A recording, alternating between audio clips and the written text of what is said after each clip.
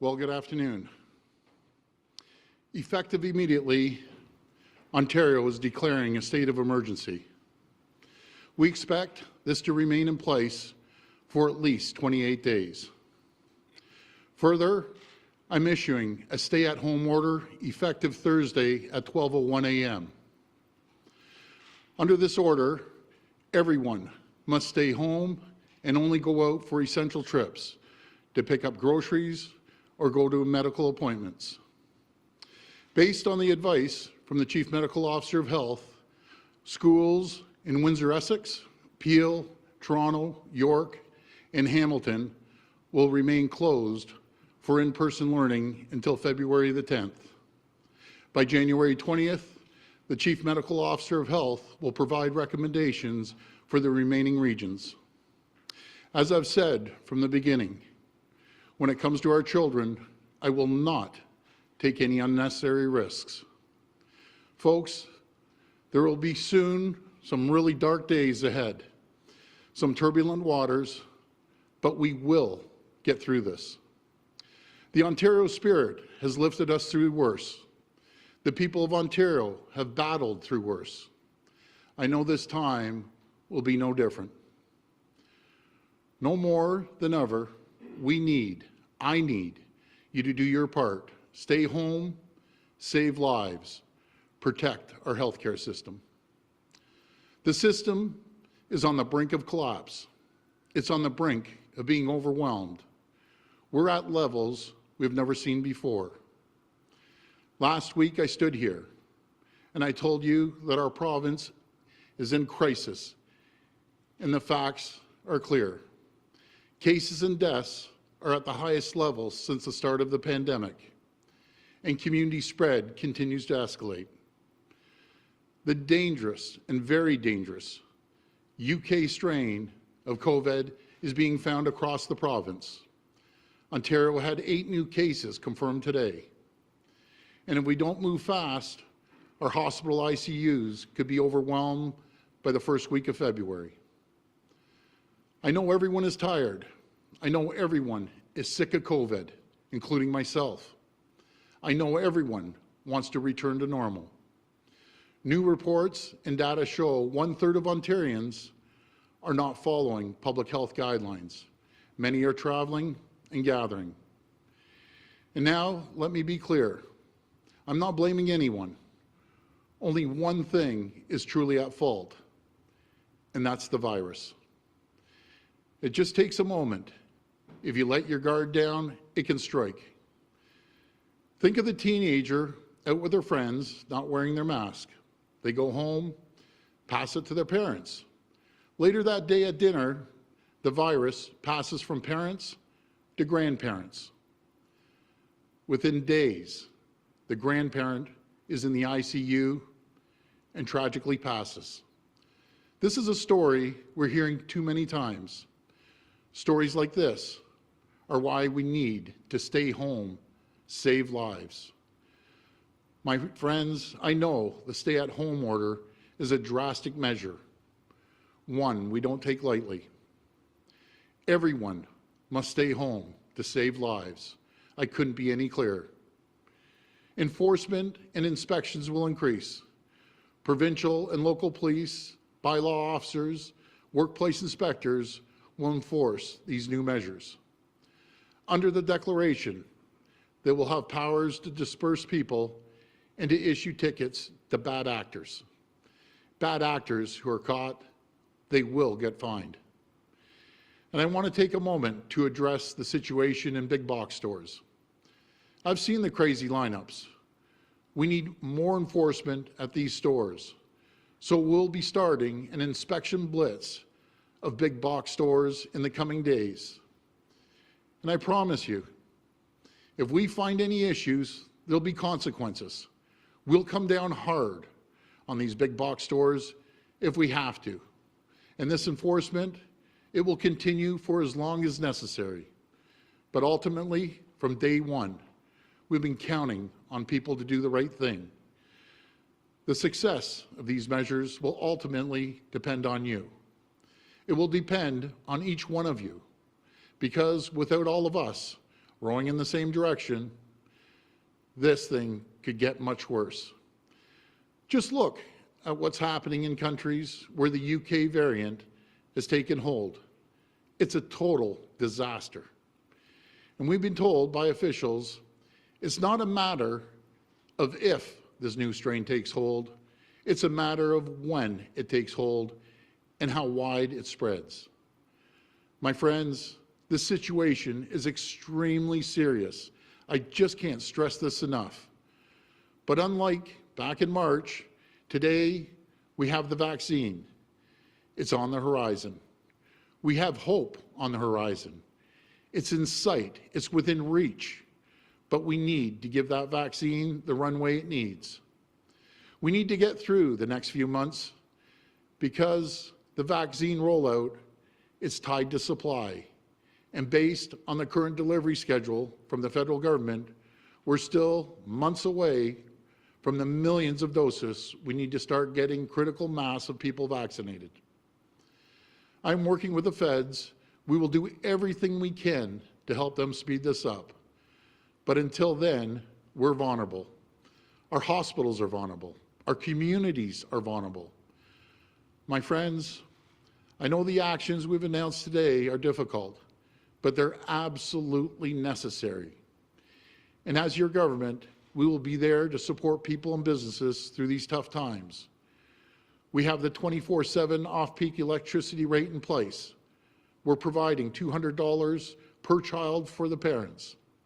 We've worked with our federal partners to put in place the new CERB program to help families and workers, the wage subsidy and rent relief programs to help businesses get through these tough times. We have the new Ontario Small Business Support Grant, up to $20,000 to help owners with their costs. And we're also suspending the enforcement of residential evictions so people can stay home safely. As everyone stays home, we're doing everything we can to fight this virus. As Minister Elliott will share in a moment, we're ramping up testing in priority sectors of the economy. And we have a robust strategy for tackling COVID in high priority communities. My friends, the people of Ontario, we're strong, we are resilient. I've seen how tough we can be through the first wave and beyond. And as I've said before, tough times don't last, but tough people do. And we have the toughest people in the world right here in Ontario. My friends, stay home, stay safe, save lives. Thank you, and God bless the people of Ontario. Now I'll pass it over to Minister Elliott.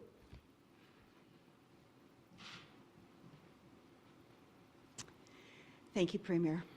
The measures we are introducing today are absolutely necessary to save and protect the lives of Ontarians. This is not the first wave. Now community transmission is widespread. It's in our hospitals, it's in our long-term care homes, and it's in our workplaces. The number of cases and the number of deaths due to COVID-19 are at the highest levels since the start of the pandemic a year ago. And in a few short weeks, our hospital and ICU capacity could be overwhelmed. Yesterday, 41 Ontarians died from COVID-19. It's been an extremely tragic year. Over 5,000 Ontarians have lost their lives to COVID-19 since this pandemic began. These are not just numbers or statistics. These were brothers, sisters, mothers, fathers, and grandparents. These were people with families, friends, and loved ones. And we send our deepest condolences to all those who have lost a loved one to COVID-19. This virus is having real impacts on families, on our businesses, and on our communities. That is why we are introducing additional public health restrictions to strengthen our province-wide shutdown measures. As you heard from Dr. Brown this morning through his modeling update, we must change our mobility patterns. Too many people are having too many contacts. Increased contacts result from increased mobility. So to break this cycle, you must stay home as much as possible. And that starts with a stay-at-home order. As part of the stay-at-home order, We are asking businesses to ensure that any employee who can work from home does work from home. All non-essential construction will be closed. All non-essential retail stores will be required to close by 8 p.m. with the exception of grocery stores, convenience stores, pharmacies, and restaurants providing takeout orders. Outdoor gatherings will be further restricted to 5 people. Wearing masks will be mandatory in all public places and should be worn outside as well when you can't keep 2 meters apart. School closures in Southern Ontario are being extended until January 25th and will be assessed on an ongoing basis by the Chief Medical Officer of Health. Schools in hotspots may not resume. We are also expanding rapid testing to help identify and isolate cases of COVID-19. We are doing this by providing 300,000 COVID-19 rapid tests per week to support key sectors such as manufacturing, warehousing, supply chain, and food processing, as well as additional tests for our schools and long-term care homes. We expect to receive nearly 12 million PanBio rapid tests from the federal government over the next several months, and we continue to pursue opportunities to purchase additional rapid tests. We also continue to implement our high priorities community strategy, and local lead agencies have begun to deliver key interventions in the province's hardest hit vulnerable neighborhoods. Together, these measures will help fight the spread of this deadly virus. We have made great strides in vaccinating tens of thousands of Ontarians, and we must continue to build on this progress. I am urging you to please follow public health advice and respect the new measures we are putting in place. We are counting on each of you to do the right thing and act responsibly so we break the deadly trend of transmission. Please be part of the solution. Stay home, stay safe, and save lives. Thank you. And now I'd like to pass it over to Minister Jones.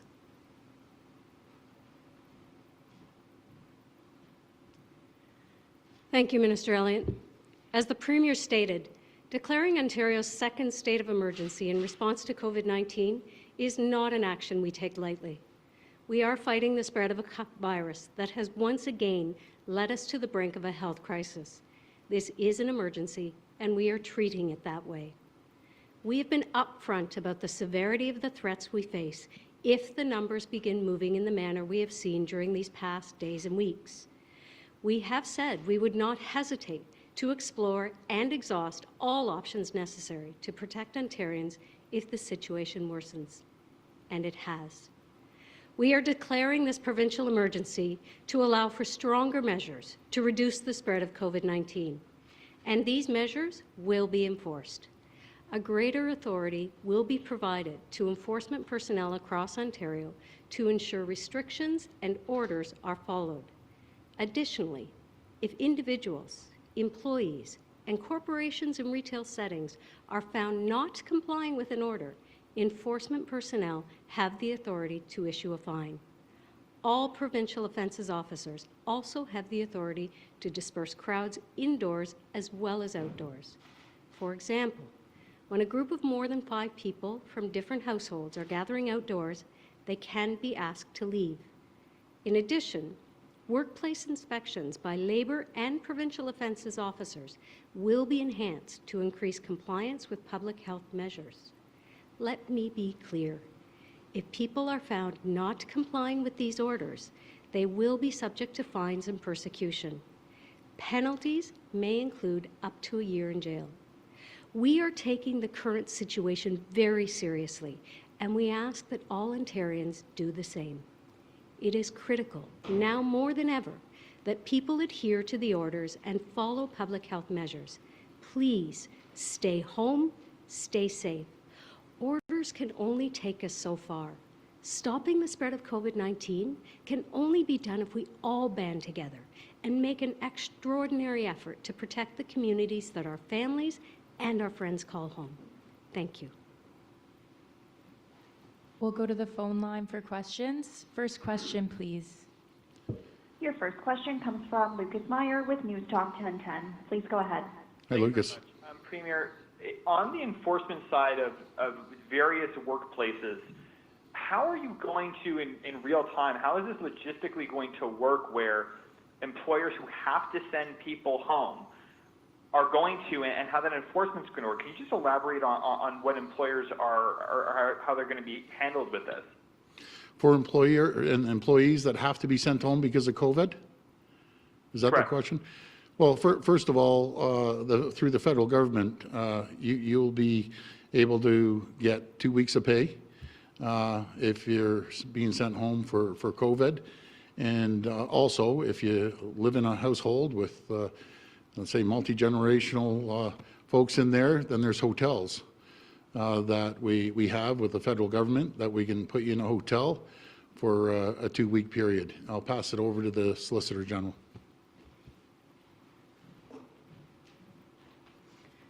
So the Ministry of Labour has 450 labour enforcement officers that are out across Ontario looking at the businesses that are open to ensure that they are complying, protecting their employees as well as their customers.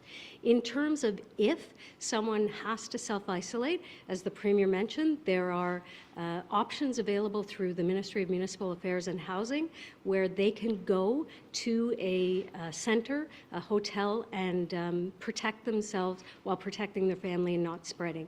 So all of those options working together ensure that we make sure when you need to self-isolate away from your family to protect them, we have those options available to you.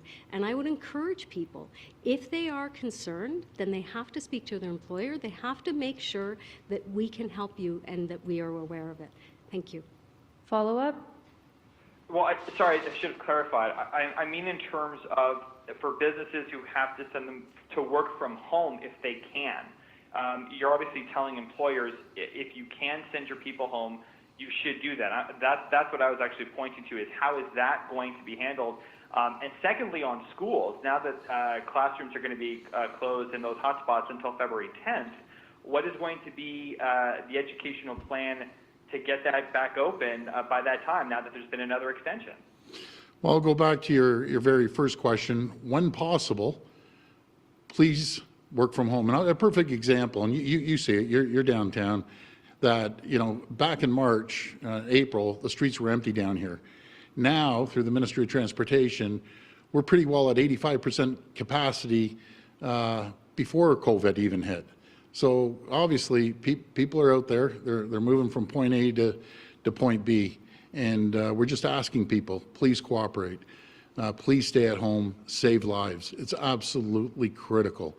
I'll pass it over to Minister Elliott regarding the schools. Well, with the schools, as the Premier said, we absolutely want to protect our children and young people to make sure that they stay safe. We've seen increases in transmission among children. We're not exactly sure now exactly how transmissible that is from them, but we are seeing higher levels of children with COVID. And we also know that the children going back to school affects mobility too. Over 20% of mobility, because if children are home, it changes the parents' behavior as well. So it achieves two purposes. I know it's not ideal to have children out of school for long periods of time. We do want them to go back as soon as they can, but their safety is paramount, and we always have to err on the side of safety when it comes to our children. Next question. Your next question comes from Julianne Lamorex with Radio Canada. Please go ahead. Hi, Julianne. Yes, hi, bonjour tout le monde. The modelings announced today are not that different from those announced before the holidays. So in hindsight, the stricter measures being announced today, should they have been announced before the holidays? Well, right now, I'll tell you, as we're moving forward, I think they're a lot stricter. When we have a stay-at-home order, that's pretty serious. That took us 5 hours last night on cabinet to run through everything. And believe me, we had a pretty healthy debate on it. And we're making sure that when it comes to enforcement, we're allowing more police officers, more bylaw officers to implement fines for bad actors. And it's absolutely critical. The people that haven't been listening, we're looking at about 30%. That's where the spread's happening. And I'm just asking those 30%. If you love your grandparents, and I know you do, if you love your parents, love your neighbors, your co-workers, please follow the process, follow the guidelines that we put out there. I just can't stress it enough. And if we don't, we're going to see the numbers that we saw the modeling Dr. Brown showed us. And if that isn't scary enough, I don't know what is. We're seeing potentially cases going up to 15,000. Those are staggering numbers. Worst case scenario, if we don't do something, if we don't follow the guidelines and the procedures. Folks, please, 28 days, we've come so far all together. We need to stick together. We need to get through this. The vaccines are there. We will have mass vaccinations happening in April, May, and June. We need a little bit of a runway. That's all we need. We need a little bit of a runway to get there. And in the meantime, General Hillier, he's out there. He has a well-oiled machine. We have great infrastructure. All we need right now are the vaccines. That's what we need more than anything. Follow-up? But the forecast presented this morning suggests that more deaths will occur in wave 2 in long-term care homes than in wave 1. And you had promised to put an iron ring around the residents of these homes. So where exactly did we fail? Well, I'll pass that over to the Minister of Health.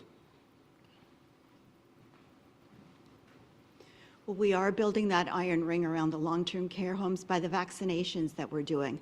And we have centered our vaccination efforts on vaccinating the residents of long-term care homes, their essential caregivers, and the staff that are coming in.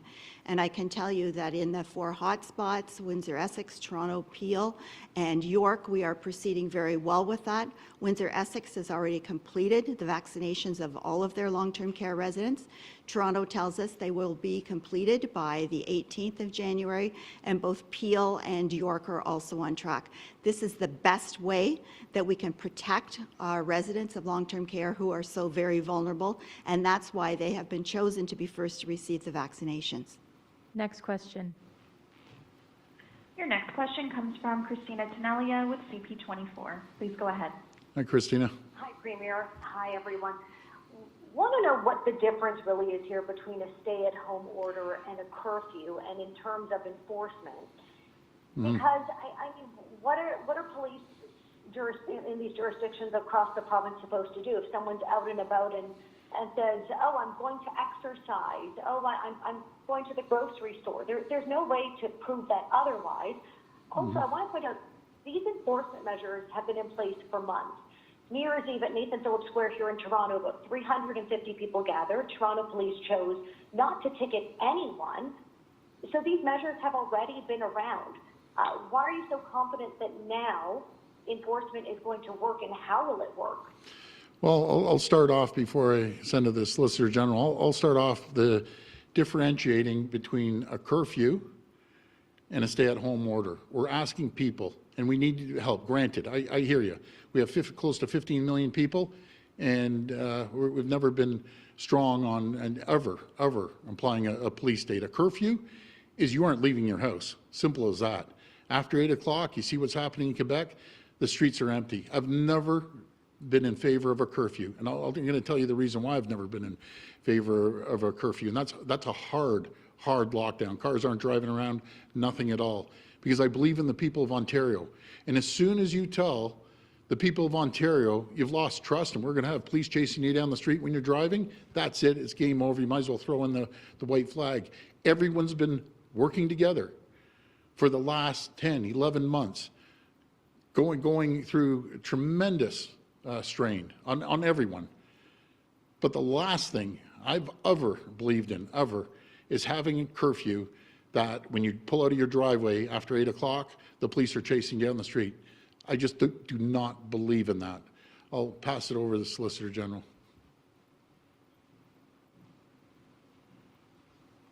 So one of the big changes with the stay-at-home order is actually allowing and empowering provincial offences officers, most commonly bylaw enforcement officers, to also issue tickets and to disperse crowds of larger than 5 if they're not in the same household.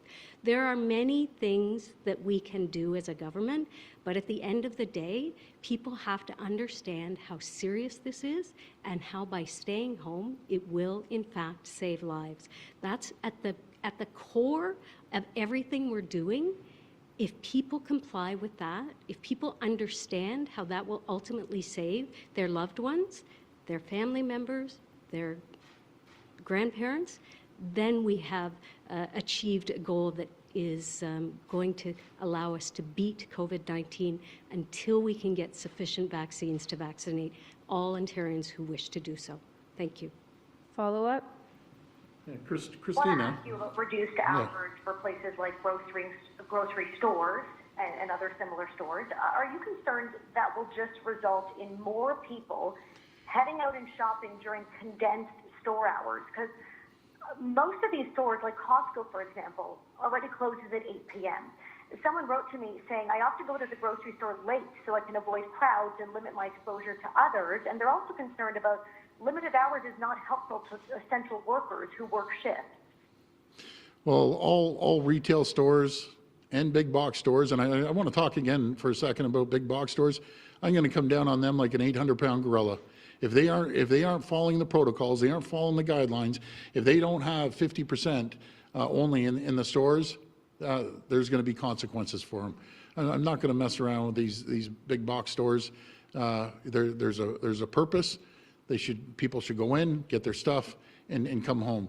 Going back to what you were saying about a curfew, we aren't telling people if they have to walk their dog around the block. As Dr. Williams said, walk your dog. If you need to stretch your legs, walk around the block. All we're asking is for cooperation for the people. Please stay home. That's what we're asking for. I'll pass it over to the Minister of Health. Well, it is really important to reduce the transmission, to reduce mobility, and the less you're out, the less you can transmit the virus or receive the virus. So that's going to be really vital for us going forward. But with respect to your question about the stores, any of the essential stores that sell groceries, pharmacies, convenience stores, gas stations, and so on, they can stay open to their regular hours. It's only the purveyors of non-essential goods that will be held to the 8 p.m. guideline and will be required to be closed by that point. Next question. Your next question comes from Rob Ferguson with the Toronto Star. Please go ahead. Hi, Rob. Hi, Premier. I think probably a lot of people are watching at home right now and wondering what is essential. I'm sorry, you broke up, Rob. Rob, your phone's kind of cut out there.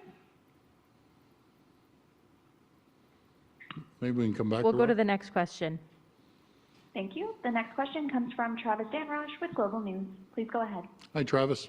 Hi there, Premier. Good to talk to you. It's been Good a to little talk to while. you, too. Listen, I think most people in the province would agree that Ontario is not in a good place right now.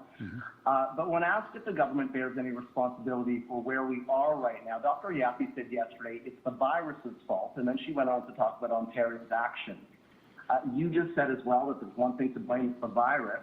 But are you telling the people of Ontario that where we are right now is only the result of their behavior and not because of government inaction? I mean, there have been calls for further restrictions for some time now, for more enforcement. So does the government bear any responsibility here? Travis, from day one, I take all responsibility. This lands on me, I take full responsibility. I think all the people of the province have worked well together. We've worked collaboratively with the federal government, with the municipal government, and obviously our provincial government. We've worked collaboratively with all other provinces. Everyone is working their back off nonstop. We need to secure our hospitals, secure our ICU. We have to make sure that people are following the guidelines, and that's what we're going to continue to do. So if there's any mishaps, I'll take the full responsibility. But I know one thing, Travis, we are doing everything in our power, everything, day in, day out, sleepless nights. This has been going on for 11 months without one day a break. And it's not about me. How about all the frontline healthcare workers that have been working around the clock that are just stressed out to the max right now? Everyone is pitching in, and we're going to continue to work as a team, and we will get through this, and we will come out strong. We will create jobs. The economy will be booming, but we need that bridge. We need that bridge to get to April, May, and June. In the meantime, we're vaccinating the most vulnerable in our province, and we have a well-oiled machine when it comes to that. So we work as a team, and again, any mishaps, I'm wearing it. Follow up? And I know that you said you're doing everything possible, but Dr. Yaffe, if I can point to her remarks yesterday again, she came out in favor yesterday of paid sick leave. I know that you pointed to the federal COVID benefit, which is $450 a week. Do you think that's enough money for the minimum wage worker who has symptoms from stopping them from going to work? And do you think that's enough for most people who live paycheck to paycheck? And there's a growing consensus, it seems, as though proper paid sick leave is key to reducing case count. So why isn't that happening? Why don't you listen to them when it comes to that?